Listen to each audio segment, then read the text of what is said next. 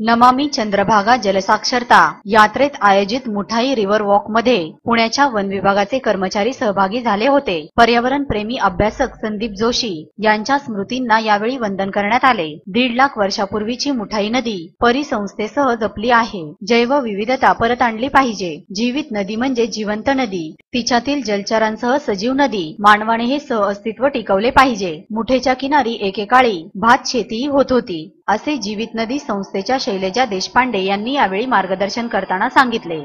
वित्त वनमंत्री सुधीर मुनगंटीवार यांच्या मार्गदर्शनाखाली नमामि चंद्रभागा जलसाक्षरता यात्रेत वन विभागाच्या कर्मचाऱ्यांचा सक्रिय सहभाग उल्लेखनीय ठरला। या रिव्हर वॉक प्रसंगी अण्णासाहेब पटवर्धन समाधी मंदिरात जलप्रतिज्ञा घेण्यात आली। शैलजा देशपांडे, मनीष घोरपडे, सपना नारायण, वैशाली पाटकर, शैलेंद्र पटेल, मकरंद शेंडे, निरंजन उपासनी, सत्या नटराजन, अभिजित तामाने, वन अधिकारी, कर्मचारी देखील उपस्थित होते। कि भारत का पिछले साल 2015-16 में 353 डिस्ट्रिक्ट्स में ड्रॉट की सिचुएशन हो गई थी और बहुत ही भयानक पोजीशन थी।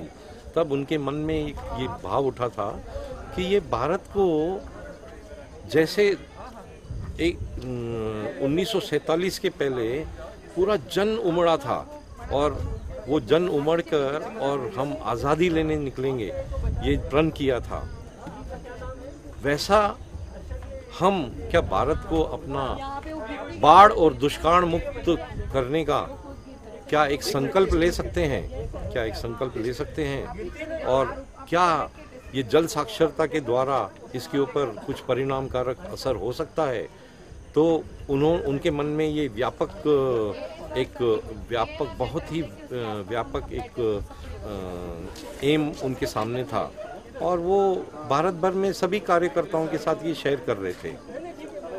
तो इतने बड़े विजन में हमें लगा कि हाँ इसमें तो ज़रूर भाग लेना चाहिए। और हमने अपने सभी जो हमारे पहचान के अलग अलग एनजीओज हैं, हमारे पहचान के अलग अलग संस्थाएं हैं जो साथ में काम कर रही हैं, उनके साथ संपर्क करना शुरू कर दिया। फेरफटका किंवा रिव्हर वॉक आम्ही आमच्या संस्थेतर्फे आयोजित केला आहे आणि आता आपण नदीच्या काठावर उभे आहोत। ह्या काठावर तुमच्या मागे जे दिसतंय ते सिद्धेश्वर वृद्धेश्वर याचं शंकराचं देऊळ, जिथे 2 शंकराच्या पिंडी आहेत। अप्रतिम देऊळ आहे आणि नदी साक्षरतेमध्ये रिव्हर वॉकची महत्त्व जे आहे ते नदी कशी जन्मली, नदीचा जन्म किती वर्षापूर्वी झाला। कारण पुणे हे शहर जे आहे ते नदी इथे होती म्हणून वसलं आहे। म्हणजे आपलं अस्तित्व आज आहे इथे कारण नदी इथे होती म्हणून आपण आलेलो आहोत। तर त्याला जे आपण परिवर्तन केलंय त्याचा जर मूळ थोडासा शोध घ्यायचा प्रयत्न केला तो कित्येक लाख वर्षापूर्वी जातो आणि त्यामध्ये पुरातत्व खात्याने पुण्याच्या डेक्कन कॉलेजच्या खूप त्याच्यावर संशोधन केलं।